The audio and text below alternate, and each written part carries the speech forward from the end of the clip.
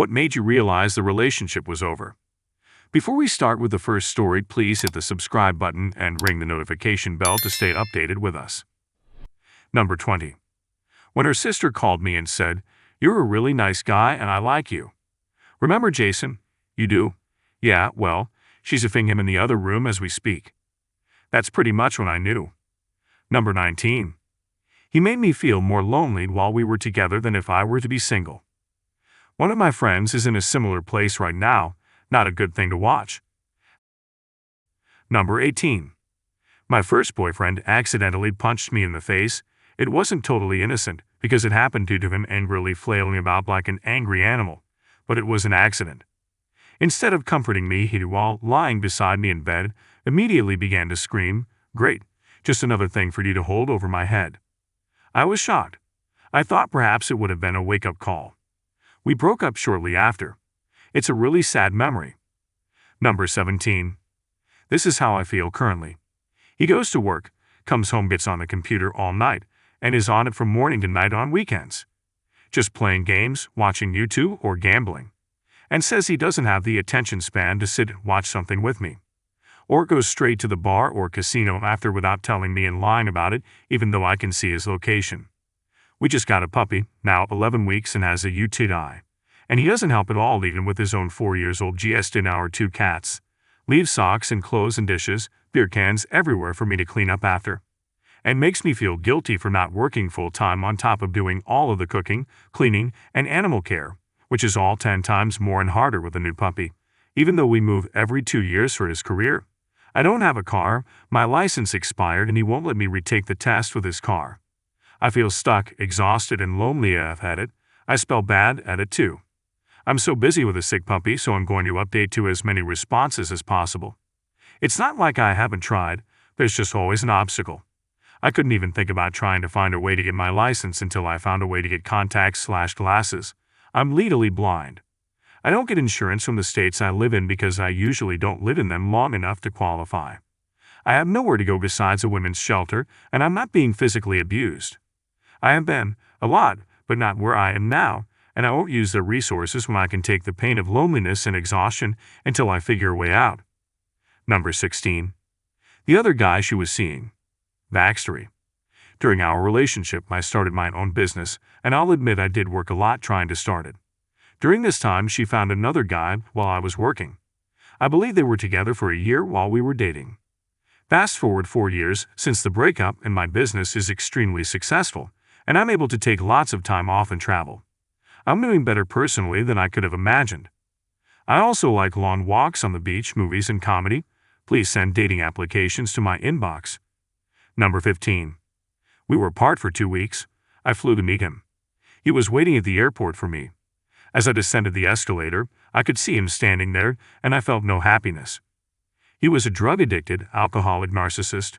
We had a lot of fun together over the years because we were both so adventurous, but his demons took a toll on our relationship.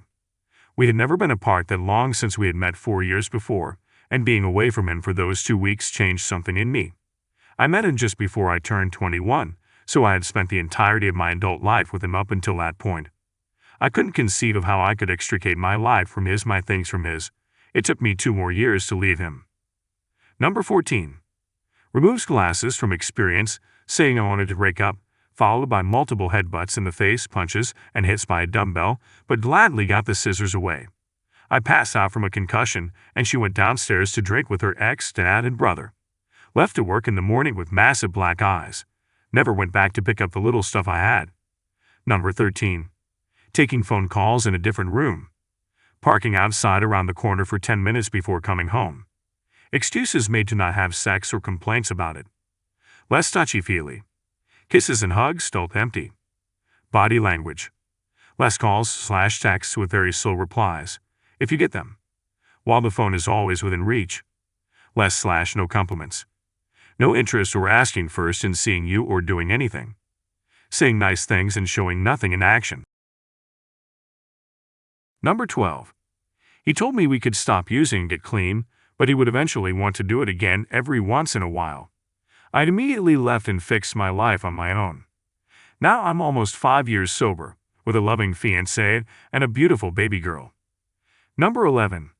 I started anti-anxiety meds and my ex-husband immediately wanted me to get off of them because I started seeing his emotional manipulation for what it was instead of getting caught up in the anxiety and just quietly going along with whatever he wanted to make it easier. He would get me all riled up on purpose and then turn around and say that I'm unstable because how can I react like that after he just spent like 30 minutes doing the most juvenile stuff to get me to that point? I mean like put hands over his ears and go la la la. Tell me to calm my after he did something either neglectful or hurtful. He would belittle my feelings and tell me to deal with it because nothing's going to change.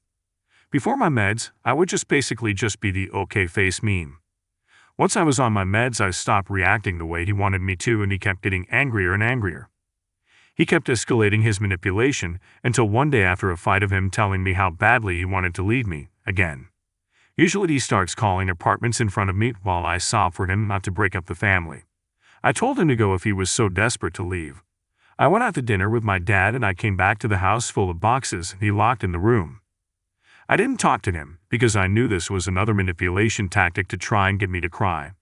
I didn't cry, instead I called my mom and asked if I could come sleep over there. He drove me because he said that if I took the car, this wasn't going to work, which obviously meant him leaving. Right before we got to my mom's, he flat out said that he had an apartment in a different state, 12 hours away from my family and any sort of support I could have, and asked if I was coming with him or not. I said no. He said then goodbye. Threw everything out of the car onto the driveway of my mom's house and screeched out.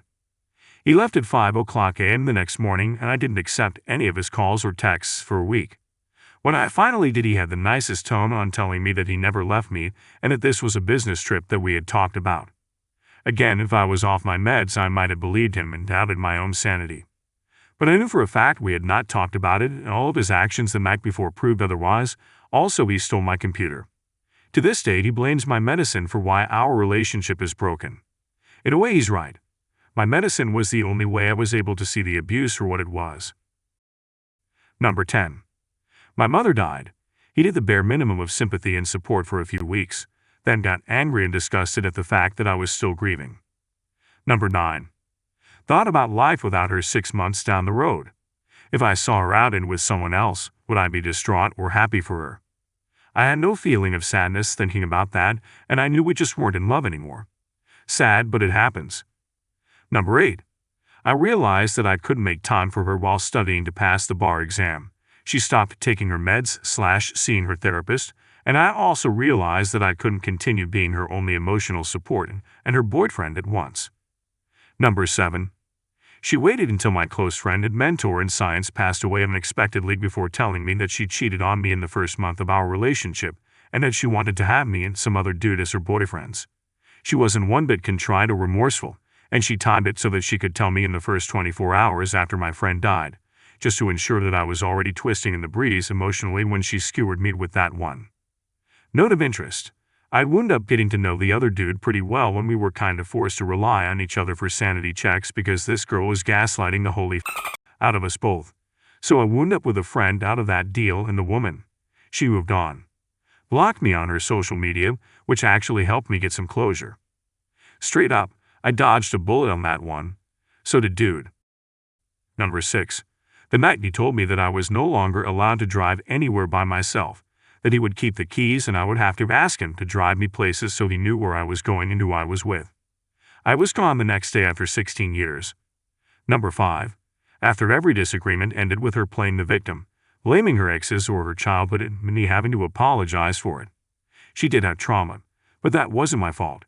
She clearly wasn't ready to move on yet. I hope she was able to process her trauma and get into a healthy relationship, but I have a feeling she went back to the toxic ex. Number 4. He kept breaking up with me and then making up with me. Broke up with me on my birthday because he wasn't getting my undivided attention as my best friend was there, and called me for 6 months after trying to get back with me. Called me a weasel. His family still tries to reach out over 11 years later. Number 3. When I got a Facebook message from another dude saying your wife is cheating on us. He thought we had one of those open relationships. Editing to add. This happened a little over 10 years ago. I got custody of the kid. I'm remarried. Great job. New house. I'm doing good. And I also laugh about it when I think back on it. Number 2. I was in a car accident and he picked me up. Immediately drove me to work. And then ignored me the rest of the day. Didn't ask how I was, didn't express any sympathy. I would have gotten more compassion and care from a stranger. Hell, my brand new coworkers were more concerned than he was. I stuck around for far too long after that. Number 1. My ex, who was a major control freak, worked for an attorney. As a tool to get her way, she would prepare divorce papers and bring them home. The third time she pulled this, I signed them and made her file them. Game over. And that's all the 20 best stories. If you like more of this, please hit the thumbs up and subscribe to the channel. You can also share your similar experience in the comment below. See you in the next video.